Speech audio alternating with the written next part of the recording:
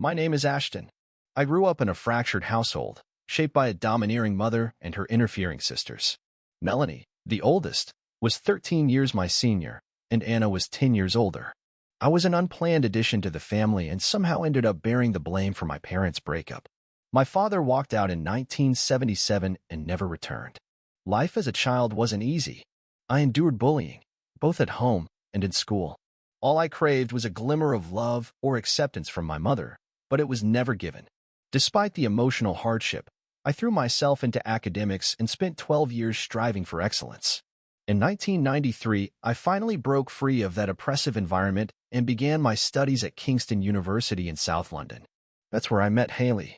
Her image remains vivid in my memory, confident, graceful, and stunning. I was reserved and socially awkward, while she radiated charisma. Haley was in her final year of a creative writing program, and I had just started working toward my master's degree in mechanical engineering and design. Men were naturally drawn to her, and I never imagined someone like me could catch her attention. To my surprise, one of her friends approached me at a party, leading to a conversation that Haley soon joined. I lacked any real experience with women, but my sincere nature seemed to intrigue her. Eventually, I gathered the courage to ask her out, and we began dating. I won't shy away from saying that she was my first love, and yes, she was the one who introduced me to intimacy. But about 6 months into the relationship, whispers started circulating about her involvement with other men. Although I never caught her red-handed, doubts started creeping in. Still, I was reluctant to bring it up. Haley had always been indulged by her parents and her sister Caroline, which often made our relationship rocky. I tolerated her entitled attitude and the dramatic outbursts she'd stage in public, simply because I loved her, something I'd never felt before. After college, we both secured jobs and moved into a rented apartment just outside of Southampton, New Hampshire. We settled there because of Haley's family connections, while I had already distanced myself from mine. A year later, we got married, and not long after, we welcomed Sylvie. 2 years later, Eva was born. Haley embraced motherhood beautifully, and for a while, it felt like we were living the dream. As time went on, my professional life flourished, and I took a position at Walker Engineering. The salary and bonuses helped us build a financial cushion, and we began saving for a home upgrade. However, like many families, we were hit hard during the 2008 financial crisis. Job cuts and rising competition led to longer work hours without added compensation. With both daughters in school during the day, that's when I uncovered the truth. Haley was having an affair with someone we had known from our university days. My hectic work schedule had kept me in the dark until it was too late. Initially, I suspected a classmate who had recently moved into the area, but when I confronted Haley, she brushed it off with laughter. Although I felt something was wrong, I had no solid evidence. Despite my growing unease, I gave in to her constant insistence that we upgrade our home to match our social standing, whatever that meant. Eventually, we purchased a lovely detached home in Southampton. Given the market at the time, we managed a great deal despite the high mortgage. One particular move I made turned out to be surprisingly wise. I opened a new savings account solely under my name and began depositing my share of work bonuses into it.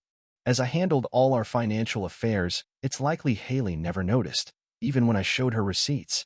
Looking back, it may have been the best decision I made, unsure of what her intentions were if her past lover reappeared. Things calmed down somewhat after that. I redirected my energy toward our daughters, supporting their education and spending quality weekends with them, whether it was attending dance lessons, concerts, or zoo visits. Haley, meanwhile, often chose to spend time with her circle of indulgent friends.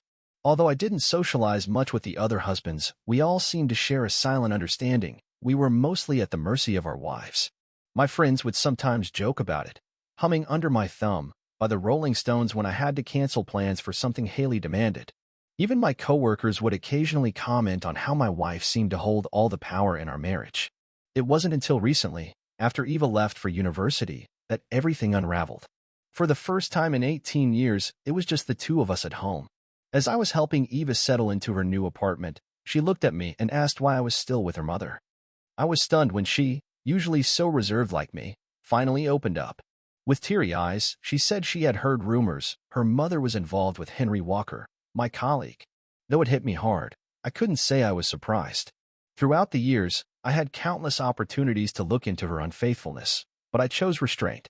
Deep down, I feared that doing so would fracture our family and cause my daughters to turn against me the same way my sisters once did with our father. So, I endured it, her betrayal, her lies, all because the thought of losing the life we had created terrified me.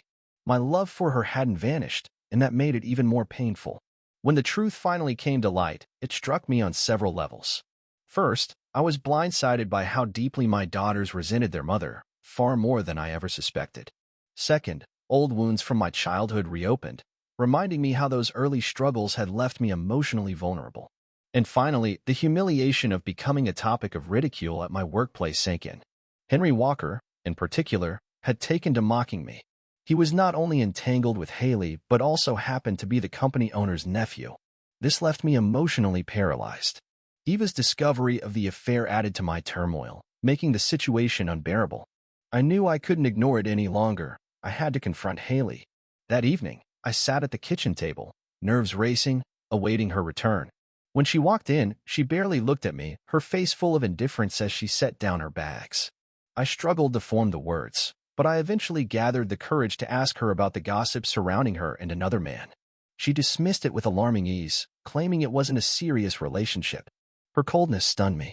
She went on to explain that while I had been a dependable husband in terms of financial support, I had failed to meet certain emotional needs.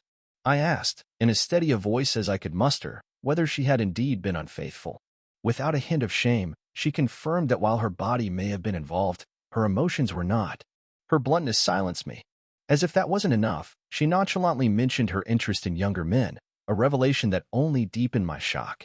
I raised my voice, unable to contain my frustration, but she immediately warned me to lower it.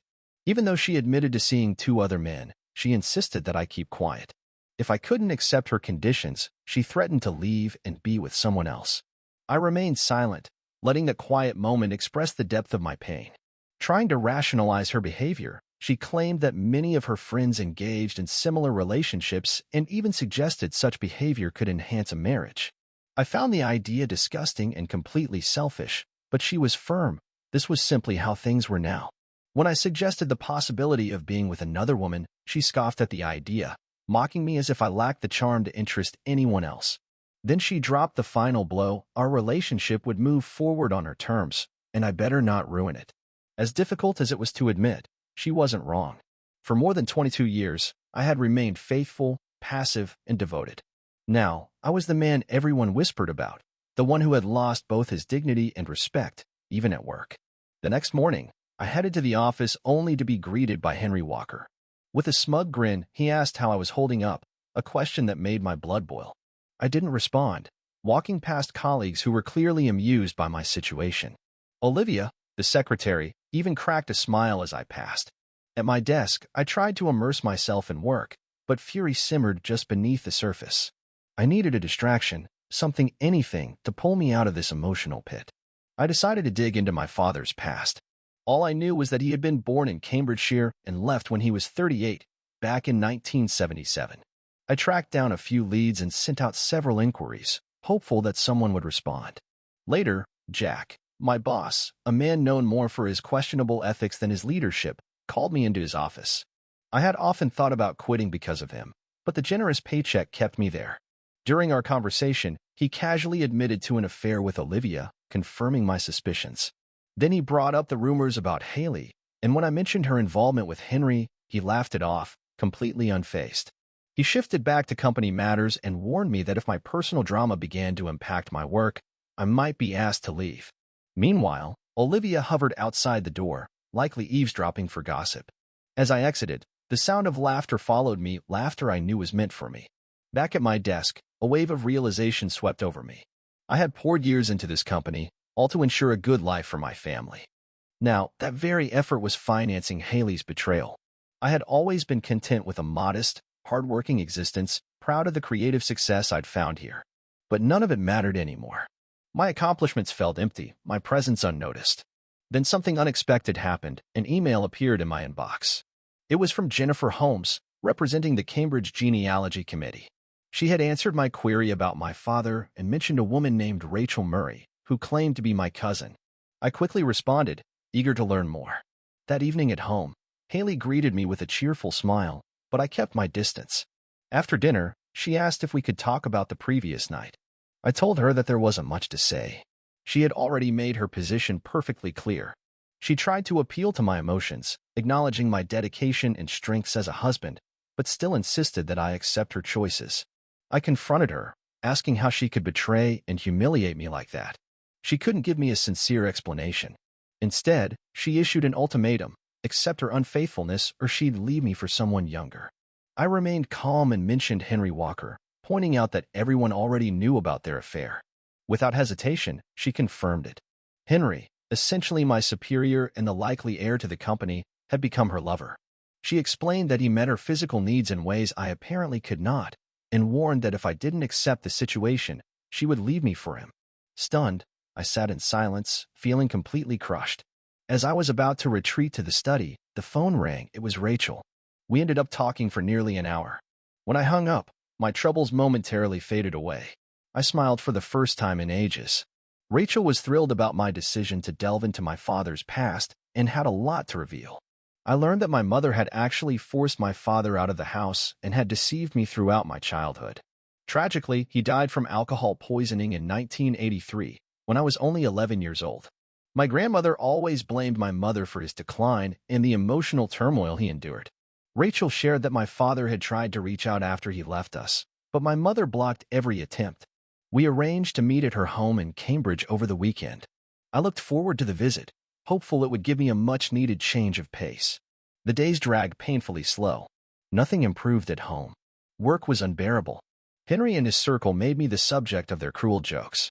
One day, I returned to find a pair of women's underwear hung on my office door, along with a sticky note inside that read, "Please return to your wife." I was mortified. I sat at my desk, tears streaming down my face, consumed by shame. I wanted to point fingers at everyone, but deep down, I couldn't deny my own role in letting things deteriorate. When Saturday arrived, I told Haley I was going to London to visit a friend. She barely reacted, probably relieved I would be gone, giving her freedom to do as she pleased. The trip to Cambridge was tiring, and I showed up at Rachel's house about an hour late. She greeted me with the warmest hug I'd received in years, not the slightest bit bothered by my tardiness. I met her husband Greg and their 2 children, Grace and William. Soon, we were immersed in conversations about my father and the family I was only just beginning to know. Rachel's kindness shone through. She and Greg often finished each other's sentences as they told stories. My cousin David and his wife Lucy joined in, and we all connected effortlessly. After lunch, we took a short drive, giving me time to think. David and I talked deeply, and I found myself opening up to my new relatives in ways I hadn't expected. They listened and supported me wholeheartedly, urging me to stop enduring my miserable situation. Leaving Cambridge that evening, I felt clearer than I had in a long time. The pain and deceit I had lived with had worn me down, but the sincerity of my newfound family gave me a sense of hope. I realized I needed to reclaim joy not only for myself but also for my daughters and those who truly cared. When I got home around 8 that evening, I found Haley dressing up to go out. I asked where she was headed, and she casually said she was meeting friends. I caught her off guard by mentioning Max. She begged me to stop bringing his name up, clearly uninterested in how I felt. I pleaded with her to stop, to act like my wife again, to show care. She brushed it off, promised she'd be back before midnight, and dismissed my pain. Then she tried to hug me, perhaps to soften the blow, but I turned away. Undeterred, she grabbed her Prada purse and moved toward the door. I stepped in front and told her not to go. She stopped, laughed coldly, and asked what I planned to do about it. According to her, I would never find the courage to leave and would always stick around. I lowered my head, crushed.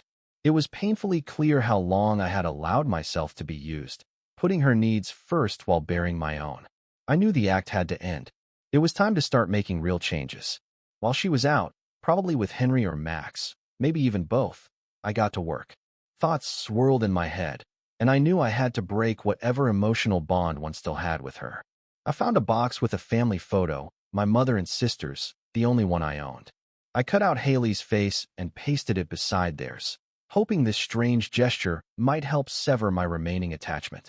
I placed the altered photo on my desk at about 12:45 in the morning and began outlining my short-term plans. They would take time to carry out, but I had that. Haley wouldn't see it coming. I had finally convinced myself to follow through.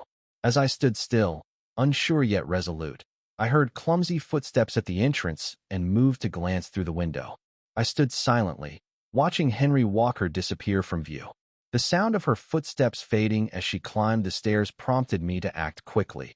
I erased my browsing history and made a mental note to always use incognito mode from that moment forward.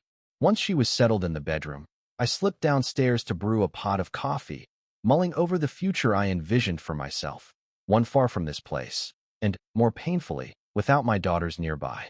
Oddly enough, the idea didn't feel as unbearable as I expected.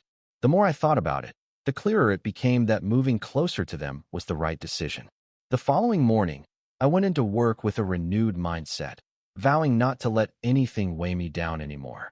The familiar office banter and the occasional digs at my expense no longer touched a nerve.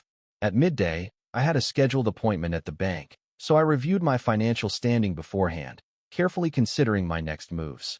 While the choices ahead carried some risk, I believed with careful execution, I could come out ahead.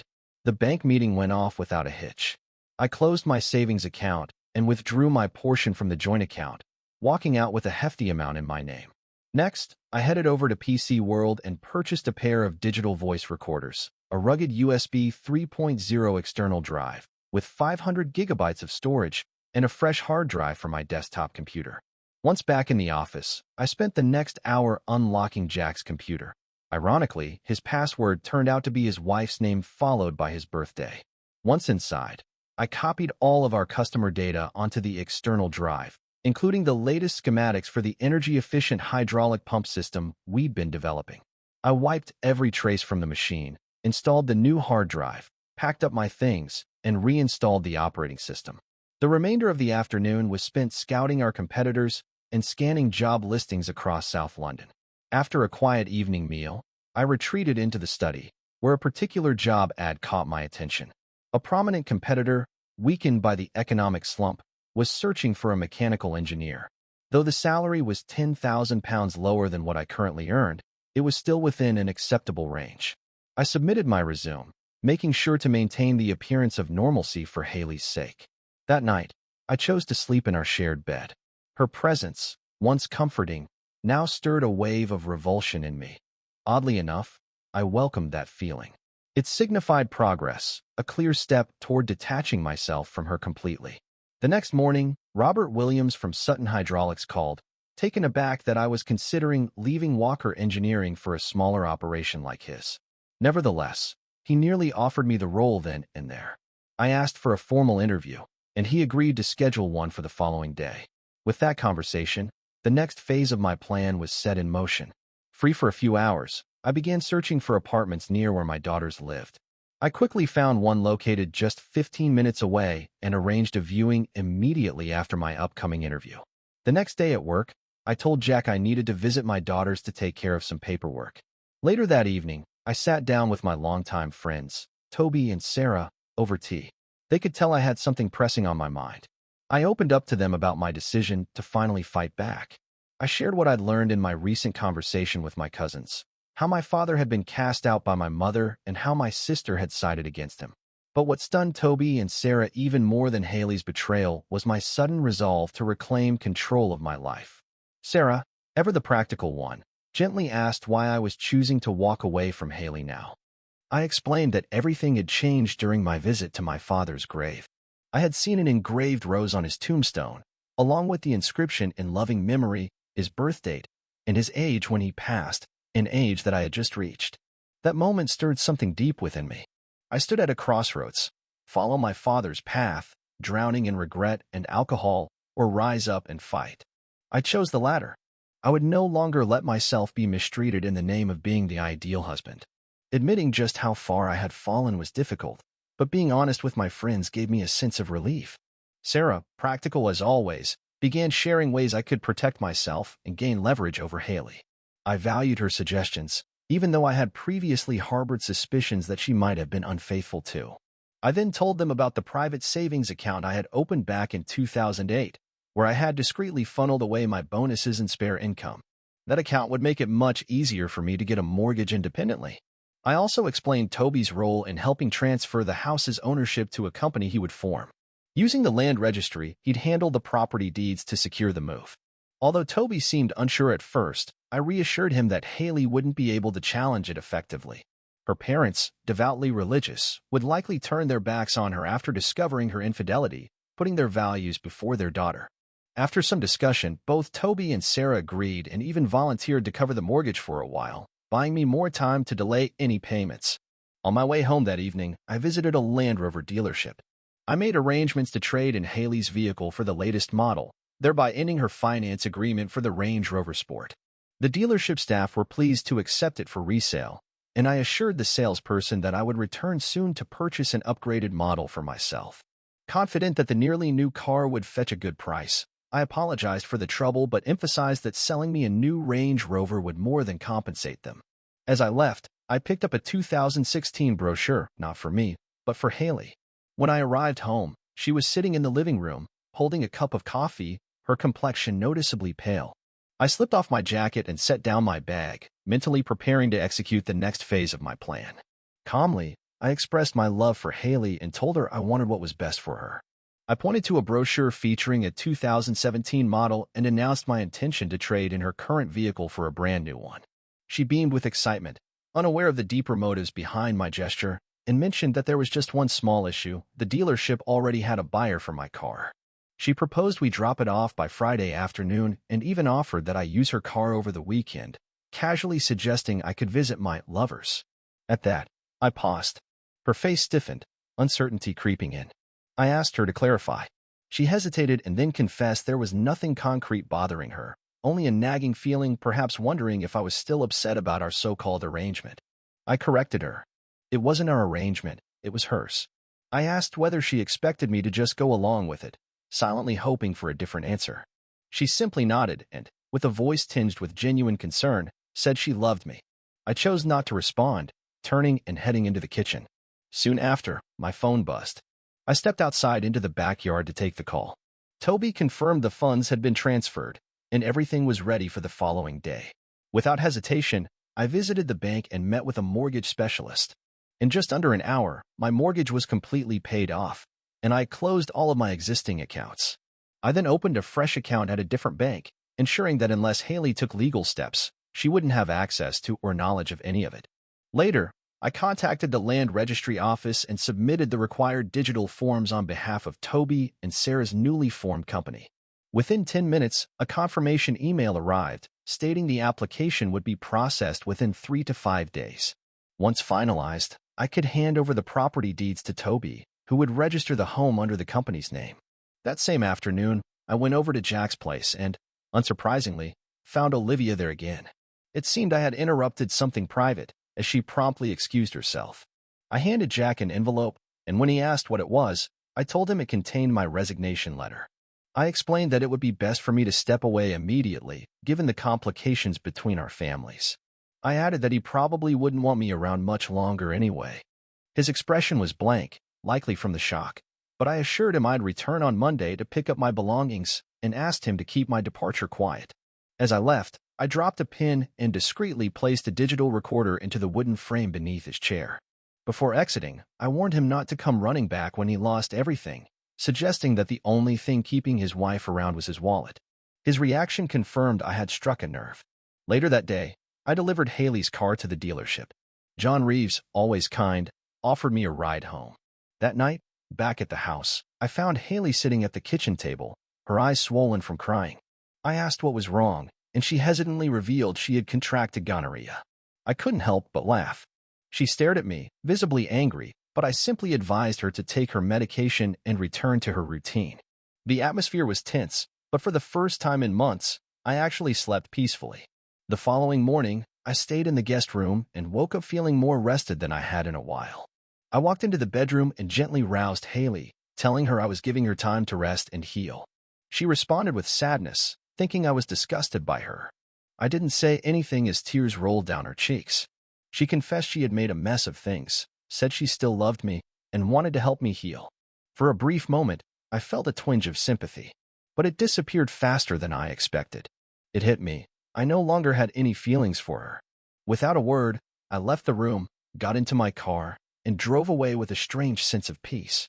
That evening, I stayed over at Toby and Sarah's place.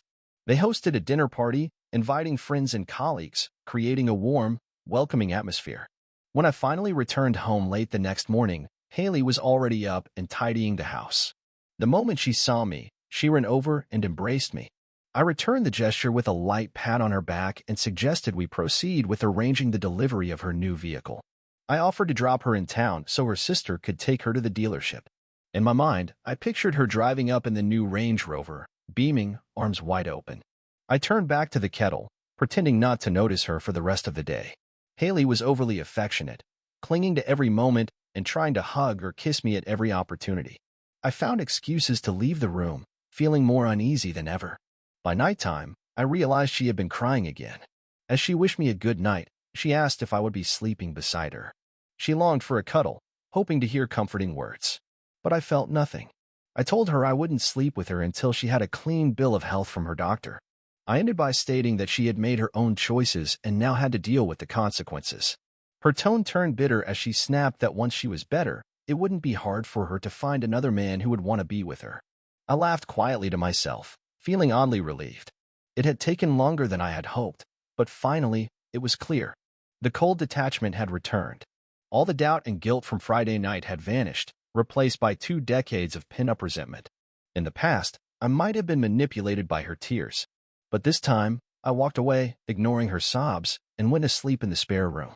It was my final evening in the house, and a sense of calm had finally settled over me.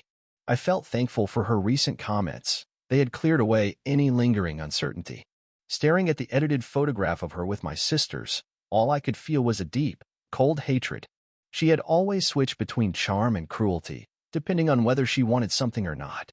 The next day, I rose early and got started with my tasks. Haley had a hair appointment scheduled for 10:30, so I drove her into town, knowing deep down this might be the last time we'd ever cross paths. I sincerely hoped it would be, though I couldn't be completely sure. On the way, I contacted the phone provider and canceled both of our contracts, paying the cancellation fees with my credit card. I made sure the lines would stay active until 5 in the evening. After that, I headed to the office to collect my P45. The building felt unusually quiet. Clearly, word had spread about my exit. As I made my way down the hall, I passed the regular group near the coffee machine. Max and Henry were cracking jokes, unaware of how their involvement with my wife had shattered everything. I greeted them with a forced smile. When they asked about Haley, I responded dryly, hinting that she wasn't doing great, thanks to one of them delivering a rather unpleasant surprise. They were left speechless, mouths agape, as I walked away. When I reached Olivia's desk, she offered a half-hearted smile. It felt like maybe I was finally gaining some form of respect, or perhaps I was just imagining it. Before I could knock on Jack's office door, he appeared and said he had what I was looking for. I stepped into his office, quietly slipping a recorder into my pocket.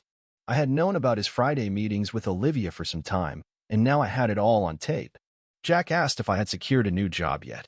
I didn't answer immediately, and then casually mentioned that I hadn't. His smirk suggested he thought I'd come crawling back soon. I then brought up my final paycheck and bonus, which made him burst into laughter. Olivia entered with my P45 and asked what was so funny. Jack explained that I'd asked for a bonus. She joined in the laughter, but I started chuckling too, and suddenly, both of them stopped cold. Olivia asked why I was laughing, and I hit back by asking why she let an old man use her every week. As my laughter grew, Olivia's eyes widened in shock, and Jack turned red with fury. He hurled insults and threatened to have his guys throw me out if I didn't leave immediately. Still grinning, I gathered my things and walked out. Back home, I started clearing out the back seat of my car before surveying the house. I began packing the items I wanted to take, a few meaningful paintings, framed family pictures, pieces of jewelry, and other personal effects. The entire wardrobe I had bought for Haley over the years was technically mine, so I took it too. I didn't forget the crucial documents either, our daughter's birth certificates, the marriage certificate, and even my university degree and sentimental keepsakes from the attic. Once everything was packed, I realized I'd need a television, so I loaded that in along with my movie collection. The car was packed to capacity, though I deliberately left behind Haley's clothes and anything that didn't seem worth taking. I selected the most cherished photos of me with the girls and added them to the pile. There was no rush. Haley wouldn't be back until after 2 o'clock. With a cup of tea in hand, I paused for a break and took the opportunity to cancel our satellite service, phone, and internet. I also called the utility companies to disconnect services, It would take a few days to finalize, but I wasn't in a hurry. Returning to the bedroom, my eyes landed on something that sparked a dark idea. Sitting in a dusty box on top of the wardrobe was Haley's beloved wedding gown. She had treasured it more than almost anything. I took it down, along with our wedding album, wrapped them in a duvet cover, and carried everything to the garden. There, I piled the wedding dress with Haley's other clothes, deliberately leaving her undergarments untouched. I didn't want even a trace of her lingering in my mind. I closed up the car, checked the time, it was 1:45, and called Robert Williams to let him know I'd drop off my P45 later and was excited to begin a new chapter. By 2 o'clock, I was waiting for the phone call. I had found a container of paint thinner in the garage and had doused the wedding dress with it. Just as I was preparing to set it alight, my phone rang. Haley's voice exploded through the line, demanding answers. I responded with a mocking tone, asking what she meant. Her frustration built, and she told me to stop pretending. I asked her to take a breath and explain what the issue was. She went silent, though I could hear her breathing heavily and her sister whispering in the background. Haley revealed she had just found out I hadn't bought her the new car I'd promised. Instead, I had sold her old one. I playfully suggested I might have forgotten to share that minor detail. Her panic spiked as she tried to understand what was happening. I kept my voice steady, even though my heart was pounding, and told her that if she wanted a car now, she could pay for it herself. She screamed in a mix of confusion and outrage. I calmly reassured her she had heard me clearly, then added that I needed to tidy up the kitchen. She asked if this was some sort of sick prank, but I didn't say a word. Clearly irritated, she told me we'd discuss it when she got home, certain it was just a cruel joke. I remained quiet and ended the call while she kept yelling. Then I stepped outside. Striking a match, I watched our past go up in flames. As I walked away, I pulled our marriage certificate from my pocket, tore it to shreds, and left the pieces on the kitchen table. Beside them, I placed a photo of us smiling at Disneyland, a symbol of happier times. I wondered whether she would ever look back on those memories with the same warmth. Sliding into my car, I drove off, casting a quick glance toward the end of the street. That's when I saw Haley and Jennifer racing inside the house, not even pausing to look up. With a calm smile, I powered off my phone and kept driving. By 4 in the afternoon, I reached Sutton with a bit of time to spare. I popped into a local mobile store to set up a new contract, then headed to the office to finalize my P45 paperwork. That's where I met Freya, my new assistant. Unlike Olivia, she maintained a professional demeanor despite her young age. Later that evening, I arrived at my empty apartment. I made tea using a kettle I had brought from my old place and ordered a pizza for dinner. I glanced at my old phone, only to find it disconnected. A slight grin crept across my face as I imagined Haley now, without phone access too.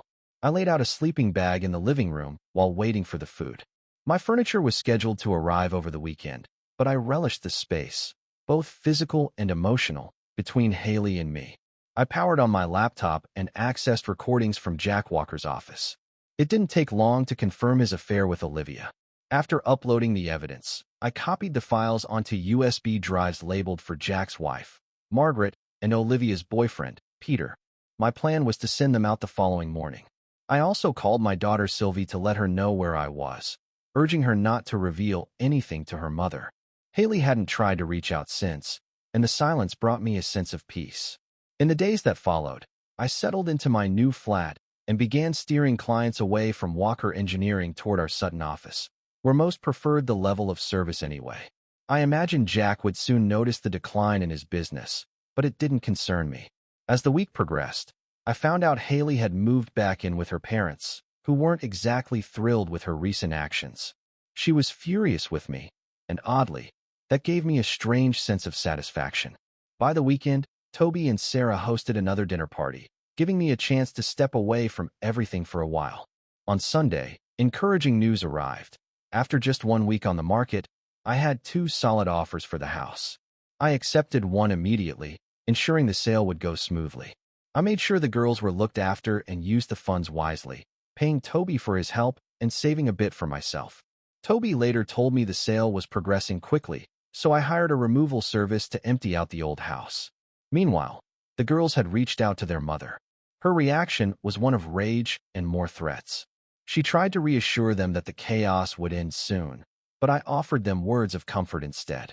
On Tuesday morning, during a meeting with a new client who had recently spoken with Jack about a contract renewal, I learned that Walker Engineering was facing serious trouble.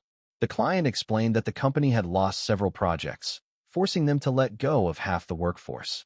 I also heard that Margaret Walker had decided to leave Jack over the affair. I felt no pity.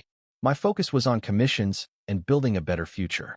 I had no news on Olivia or her boyfriend, but I knew he'd received the USB.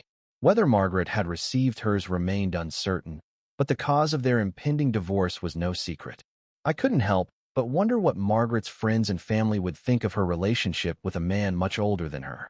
As a reward for my efforts, I was gifted a brand new Land Rover Discovery HSE. I had already been considering something nice for myself, but this was beyond my expectations. Robert and the leadership team were impressed by my performance and the company's growth, granting me the vehicle along with a commission that exceeded £30,000. From my office window, I admired the new car, until I noticed a familiar Ford Focus pulling into the lot. It was Diane H's mother's vehicle, and I instantly braced myself for a confrontation. My office phone rang. Freya informed me that a woman claiming to be my wife was waiting in the reception area. I told her to let the woman know I was in a meeting and would come down in an hour. 3 hours later, I looked out again. Haley was still there. With a deep sigh, I decided to wrap up and head home, prepared to either talk to her or slip away unnoticed. But as I neared my vehicle, I heard screeching tires. Haley had blocked me in with her car. She stormed out, looking frantic, her appearance disheveled, her clothes clearly borrowed from her sister, her hair a tangled mess. "You complete fool," she shouted, her hand swinging toward me in an attempted slap that missed by inches. Her fury was palpable as she demanded justice, her emotions spiraling out of control. I tried to ease the tension, inviting her to sit in the car beside me. Her expression shifted as she laid eyes on the vehicle, taken aback by the new purchase. Without missing a beat, she began recounting her financial troubles, her voice softening into a plea for me to come back to her. I responded calmly, explaining that I had realized I could no longer fulfill what she needed. Surrounded by younger men who clearly captivated her more than I did, I had become an afterthought in her world. Her tone turned desperate then. She implored me to come home, saying she was ready to put the past behind us and offer forgiveness. I stared at her in disbelief, asking if she was being serious. She repeated her willingness to move forward, claiming she had forgiven me for damaging her belongings and turning her life upside down. Still, I couldn't ignore the hypocrisy. I reminded her of her infidelities, the disregard she had shown me, and her astonishing nerve to act like the victim now. With finality in my voice, I told her I would never return to her side. I suggested she pursue a future with one of the men she had chosen over me. She looked down, revealing that since our separation, even her closest friends had distanced themselves, and their husbands had begun questioning their loyalty. Though part of me recognized that I had contributed to her downfall, and I felt a flicker of pity, I knew I couldn't go back.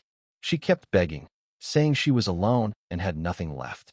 She asked about her share of the house and mentioned wanting a divorce. I reminded her that she had never once uttered those 3 words, "I love you." She had needed me, yes, but I had moved past needing her. Then, I dropped the truth. I confessed to letting the mortgage lapse and losing the house, admitting that I had deceived her about it. Her eyes widened in shock, and it hit me. This was why she had tracked me down. I told her bluntly that I wanted a divorce. She wept and pleaded, claiming she still loved me after more than 2 decades and now realized her mistake. I told her the damage was too deep, that her mistake was beyond repair, and I would never return. Her grief exploded into sobs that echoed through the car. I remained composed, proposing a clean break. I would hand her £30,000 in cash if she agreed to walk away. Her face hardened instantly. She exploded, vowing to take me to court and demand everything. She insisted she didn't believe I had really lost the house, saying I was too clever for that. For the first time, I was caught off guard. I retaliated, telling her she wouldn't see a single penny and that I was prepared to battle her in court. I warned her that I would reorganize my finances in ways her lawyer wouldn't easily trace, and by the time they made any progress, the legal fees would have consumed it all. She had 2 choices: take the offer and disappear or face the war that awaited her. Without flinching, she looked me dead in the eyes and accused me of treating her poorly. Then, almost as if defending her legacy, She added that our daughters had a future because of her, even if she herself felt like a failure. I told her to take the money and walk away for good. With a bitter glare, she accepted the money and agreed to the divorce. I assured her that I would handle all the arrangements. She flung the car door open and drove off, tires screeching as she disappeared from view. The following day, I officially filed for divorce, citing infidelity. A week passed, and I scheduled a meeting with Haley at the apartment where our daughters lived. Though my house had already been sold, I chose not to invest the proceeds until everything was finalized. It was emotionally taxing to stay composed in front of the girls, but I handed Haley the cash. She signed the papers without hesitation. After wishing the girls well and offering Haley a polite goodbye, I prepared to head out. Unexpectedly, Haley burst into tears. I figured the tears were more for our daughters than for me. Sylvie and Eva exchanged subtle glances. Eva then reminded me about the Coldplay concert next weekend, suggesting I'd be there. I re-entered the room briefly, where Haley was still quietly crying, seemingly unnoticed by the others. Suddenly, Eva's words about the concert clicked in my mind. Sylvie asked about our plans, and I told her I'd check in with Annie and get back to them during the week. As I exited, ignoring Haley's shouting behind me, I closed the door firmly behind me, leaving that chapter of my life in the past.